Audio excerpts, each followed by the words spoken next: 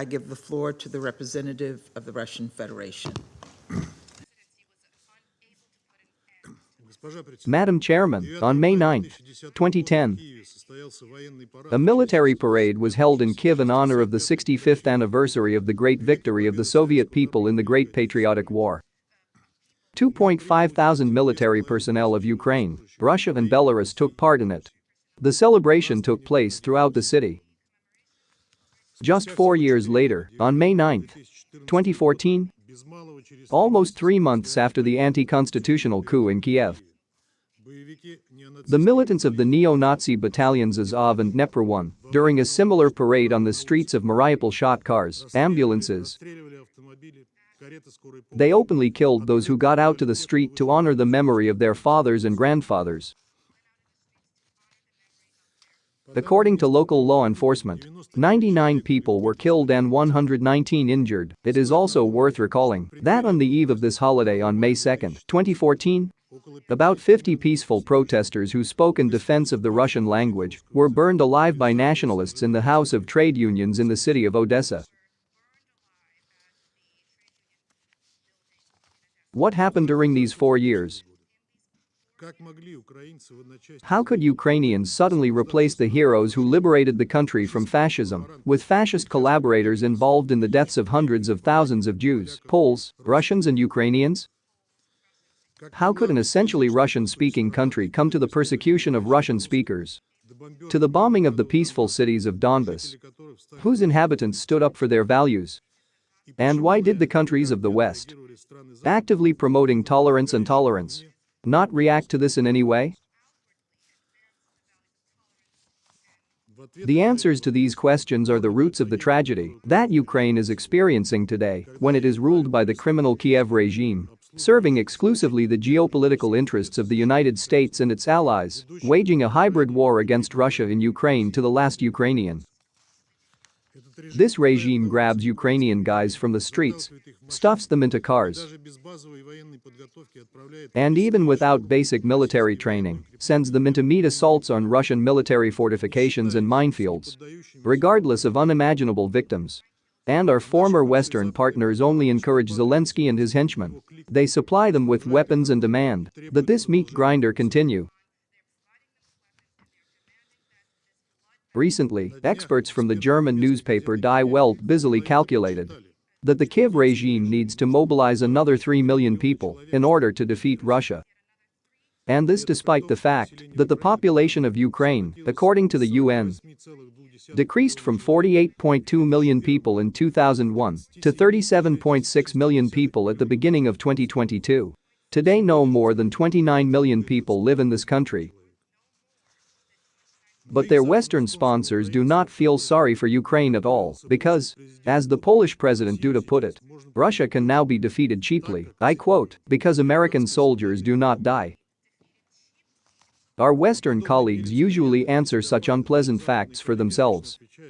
That we would not have ended up where we are if Russia had not launched a special operation against Ukraine. However, the tragedy of this country began much earlier, when the West chose it as a pawn to fight against Russia and to weaken Russia. We would not be where we are if the Kiev regime had not launched a war in 2014 against its own Russian-speaking citizens in the east of the country. We were forced to come to the defense of the women,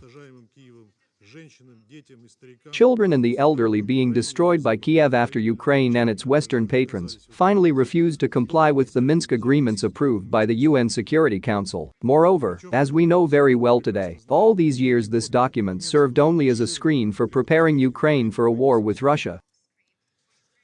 Our country used diplomatic leverage to resolve the situation to the last, calling for many years, including in this hall, for the implementation of the Minsk agreements. At the end of 2021, we made unprecedented offers of security guarantees with Western states. All of them were rejected, and Ukraine was openly preparing for the forceful capture of the DPR and LPR. Russia could not allow this, as it could not put up with the strengthening of the Russophobic neo-Nazi regime on our borders, which poses a direct threat to Russia. Dear colleagues, today's meeting, as is known, was timed by the United States and its allies to coincide with Ukraine's Independence Day. On such days, it is customary to sum up some results, highlight successes and achievements. So what can today's Ukraine boast of? Let's try to list only what lies on the surface. Undoubtedly, its main achievement is a real totalitarian dictatorship that is strengthening every day, where dissent and any opposition are prohibited, where history is being rewritten, and where the glorification of Nazism and the glorification of Hitler's henchmen are elevated to the rank of state policy. We know about tens of thousands of Ukrainians arrested just for browsing Russian websites on the internet, for listening to Russian music on their phones, for having Russian books. Everything connected with Russia was declared hostile in this country long before the start of our special operation. We have become and we continue to witness many political assassinations, cases of intimidation and blackmail of political opponents. Do you know any other countries where such things openly happen? Do you know any other countries where religious persecution is openly carried out? There, the canonical church is prohibited, from which churches, parishes and monasteries are taken away, sacred objects are desecrated there, and the clergy are persecuted for their faith and convictions. To all this we must add rampant corruption, which has not gone away since independence. And today it has acquired unprecedented proportions due to billions of dollars of Western aid allocated to the Kiev regime and immediately stolen. The Ukrainian media space is filled with news on this matter. Only our former Western partners can ignore all this. Although there is growing indignation in Western countries about this situation, which the authorities are trying to brush aside.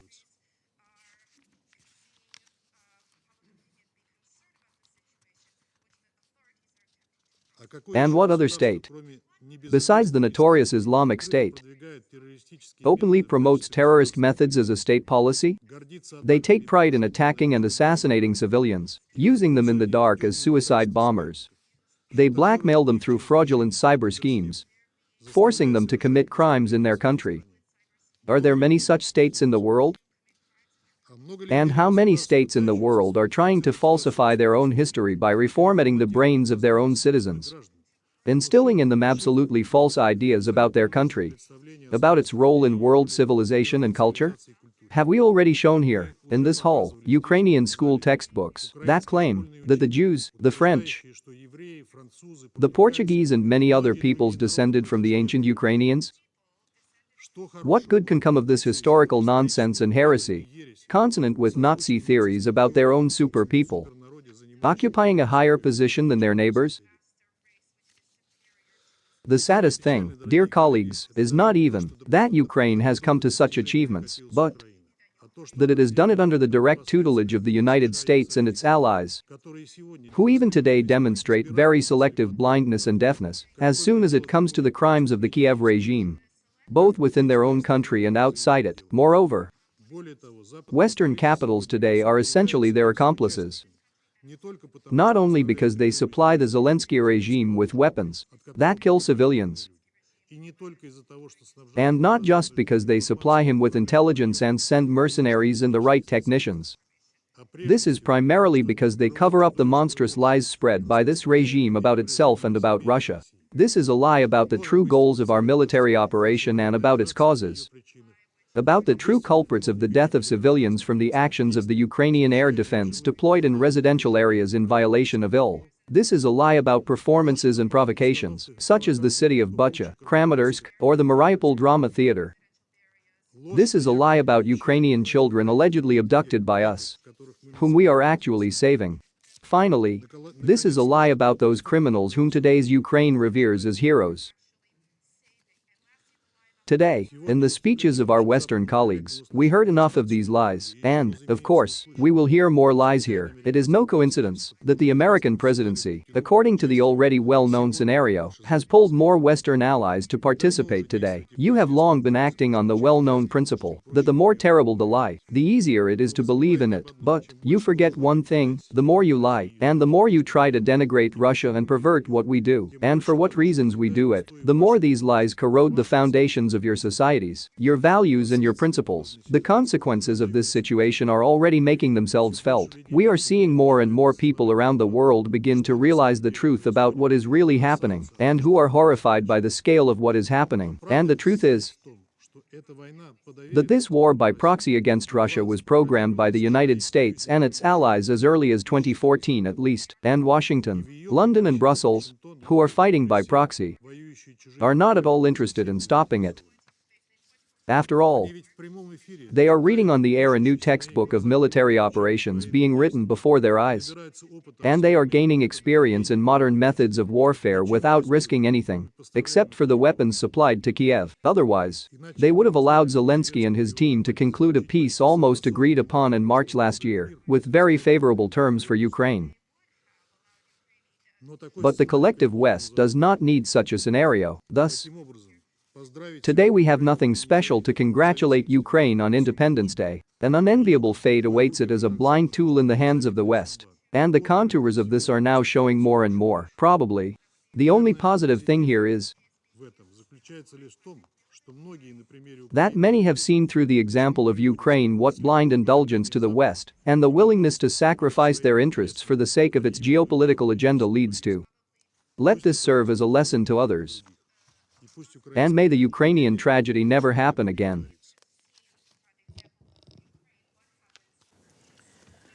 I thank the representative of the Russian Federation for their statement.